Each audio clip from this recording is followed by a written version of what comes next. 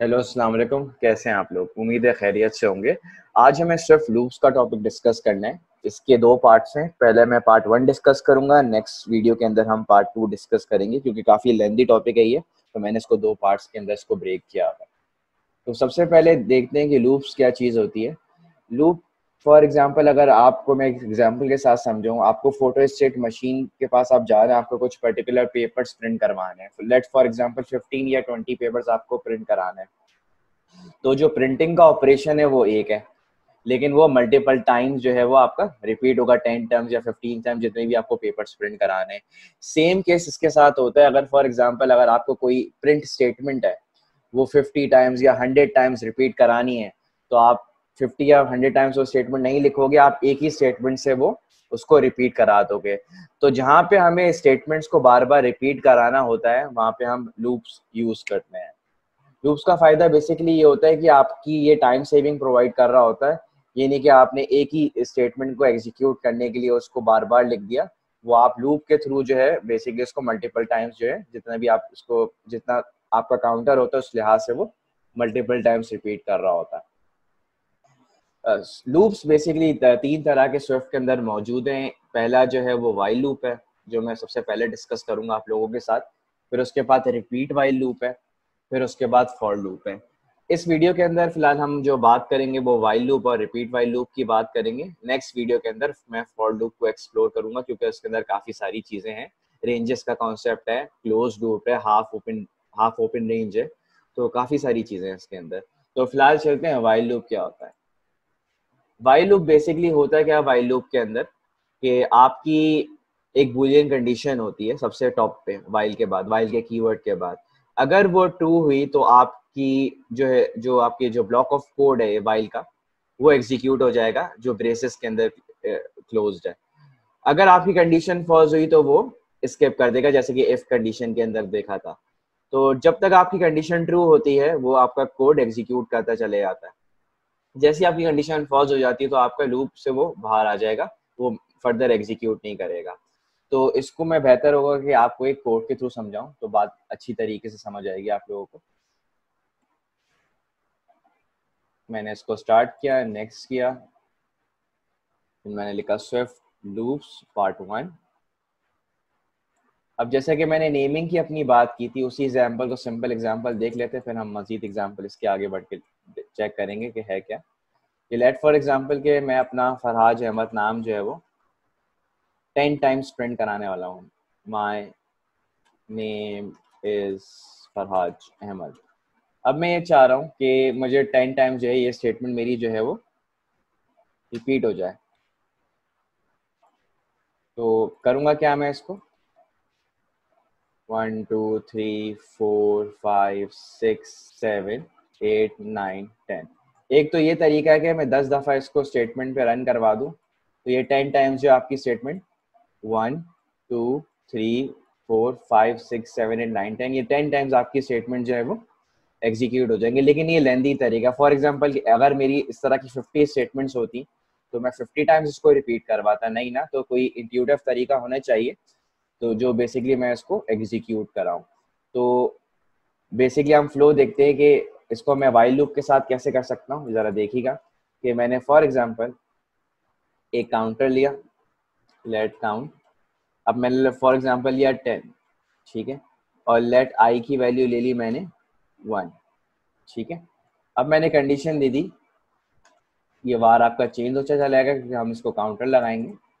While जब तक मेरा आई जो है वो काउंटर के बराबर नहीं हो जाता, मेरी स्टेटमेंट जो है वो एग्जीक्यूट होती है, ठीक है। तो हम यहाँ पे मैंने प्रिंट करा दिया, my name is Farhaz Ahmed, और यहाँ पे मैंने कर दिया आई प्लस इक्वल्स टू 1। अब ये बार बार 10 टाइम्स जो आपकी स्टेटमेंट बार बार रिपीट हो जाएगी। आपको इतनी सारी स्टेटमेंट लिखने की जरूरत नहीं, सिर्फ एक दफ़ा आपने ये स्टेटमेंट लिख दी। अगर फॉर एग्जांपल मुझे 50 टाइम्स भी प्रिंट करानी हुई स्टेटमेंट्स, तो वो आपको 50 टाइम्स प्रिंट करा के आपको दे देगा। तो 50 पे आपका लूप ब्रेक हो गया, तो वो बेसिकली वो नीचे आपकी स्टेटमेंट चली आएगी, फर्दर एग्जीक्यूट नहीं होगी। तो 50 टाइम्स देके स्टेटमेंट रिपीट हो गई, वरना मुझे यही प्रिंट स्टेटमेंट को बार बार लिखना पड़ता है। तो ये आपका टाइम सेविंग कर रहा होता है। इसका सिंटेक्स दोबारा देखिएगा, मैं इसको दोबारा एक्सप्लेन कर देता हूँ कि वाइल के बाद आपका टेक्स्ट एक्सप्रेशन होता है। जब ये आपका ट्रू होता है तो आपकी स्टेटमेंट जो लिखी हुई जो होती है वो एग्जीक्यूट हो रही होती है। अगर फॉर एग्जाम्पल ये पहली मरतबा ही फॉल्स हो गया तो आपका वाइल के लूप के अंदर जो स्टेटमेंट्स हैं वो एग्जीक्यूट नहीं होंगी, ठीक है। और ये आपका बॉडी जो है बेसिकली इन ब्रेसेस के अंदर होती है, जो आपको रिपीटेशन के अंदर आपको इंक्लूड करवानी होती है, तो ये एग्जीक्यूट हो रहा होता है आपका एक्सप्रेशन।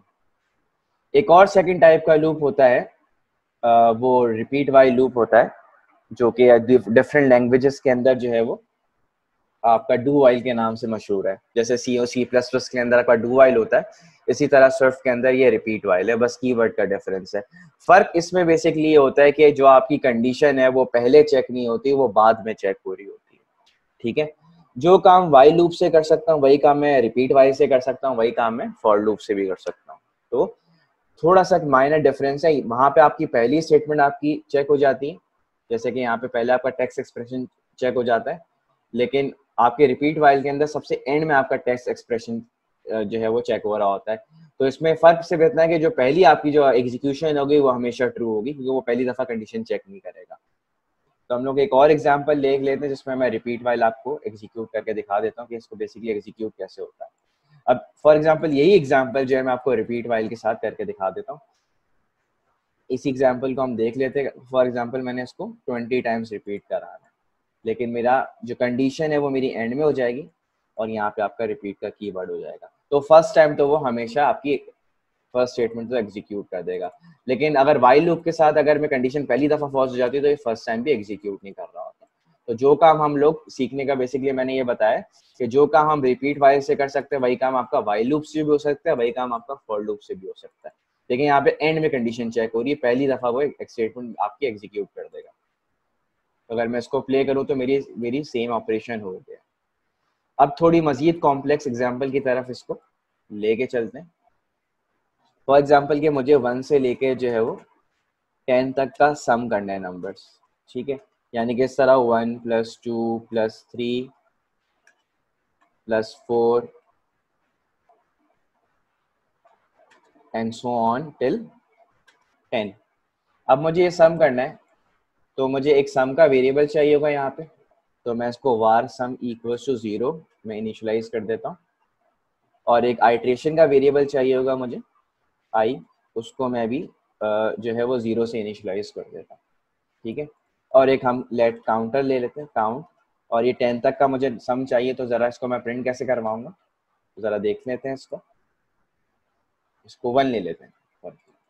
तो मैंने किया रिपीट वाइल लूप में यूज़ किया रिपीट, तो अब सम प्लस = i, तो 0 + 1 + 2 हम बेसिकली इसको देखेंगे कैसे एग्जीक्यूट हो। वाइल मैंने देखा i जो है वो 10 या 10 के बराबर हो जाए, तो फर्स्ट टाइम i की वैल्यू 1 है, तो 1 के अंदर 1 + सम। मैं इसको ज़रा एग्जीक्यूट करके भी आपको दिखा देता हूँ कि कैसे हो रहा है, ताकि आपको बात समझ आए। प्रिंट करवा के देख लेते हैं।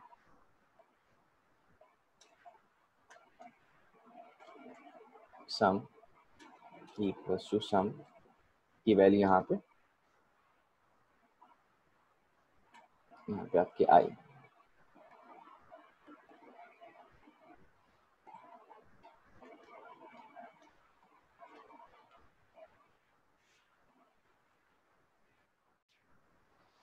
तो हम देखते हैं इसको कि हमारे 1 से लेके 10 तक नंबर किस तरह यहाँ पे सम हो रहे हैं। तो ये मैंने स्टेटमेंट यहाँ पे इसके एक इंक्रीमेंटल ऑपरेटर दे दिया कि हर स्टेटमेंट के बाद ये प्रिंट होगा। तो मैं इसको प्ले करके देख लेता हूँ।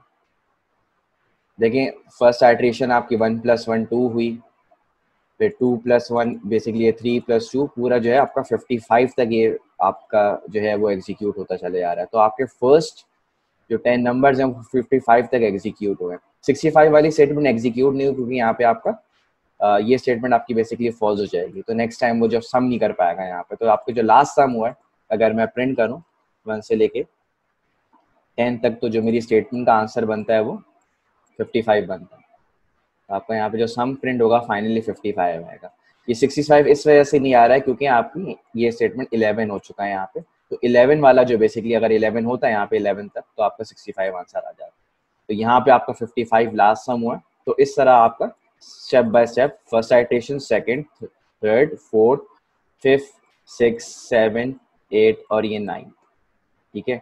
और इसी जगह बेसिकली 10th है, तो 10th में 55 ऑलरेडी सम हो चुका है, तो अब यहाँ का जो आंसर आएगा वो 55 आएगा। तो हमें किसी तरह लूप की हेल्प के थ्रू हमारे नंबर जो है वो 1 से लेकर 10 तक आपके सम अप हो गए।